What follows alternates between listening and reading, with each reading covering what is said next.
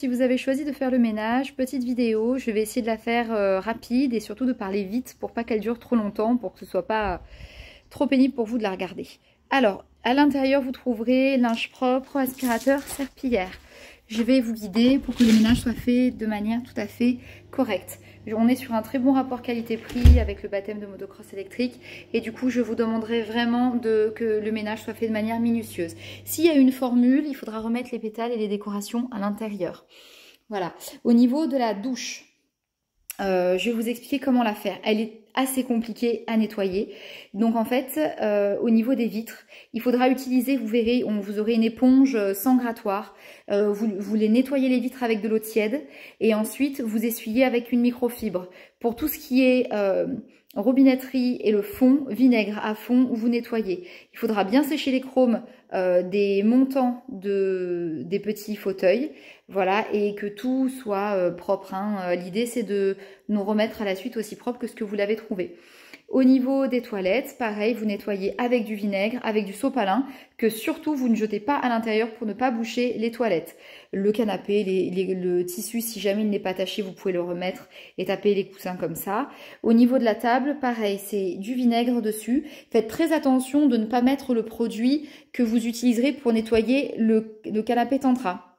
Le canapé Tantra, lui, à nettoyer avec du savon de Marseille, un pchit de savon de Marseille qui est très gras. Si vous mettez ça et dans la douche et sur la table, vous vous en sortirez pas. Vous allez passer énormément de temps et ça va vraiment vous prendre la tête.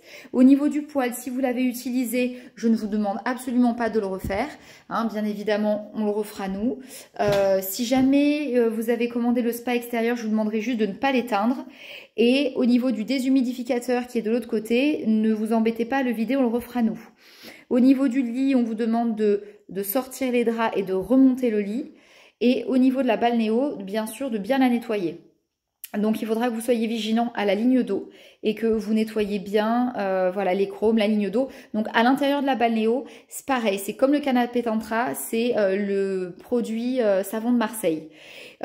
Attention aussi, parfois quand vous utilisez la balnéo, il y a pas mal d'éclaboussures sur les vitres, passez un petit coup pour que ce soit propre. Le frigo, pareil, si vous l'avez utilisé, qu'il soit nettoyé. La machine à café, l'eau vidée, pareil, on nettoie. La petite vaisselle, on remet la vaisselle à sa place. Et écoutez, je pense qu'on a fait le tour. Bien sûr, aspirateur, serpillière. On vide les poubelles. Vous avez un conteneur au bout de l'allée, sinon vous le laissez dehors, mais c'est quand même assez pratique le conteneur au bout de l'allée. Et je pense que tout a été dit. Il faut compter bien 45 minutes de ménage pour 2 personnes.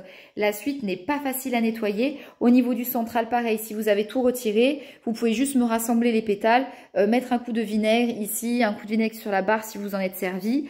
Voilà, vraiment faire un coup de propre partout, que ce soit aussi propre et accueillant que quand vous l'avez trouvé. Voilà, juste le déshumidificateur, on s'en occupe. Et voilà, c'est tout bon pour moi. Une belle journée, au revoir.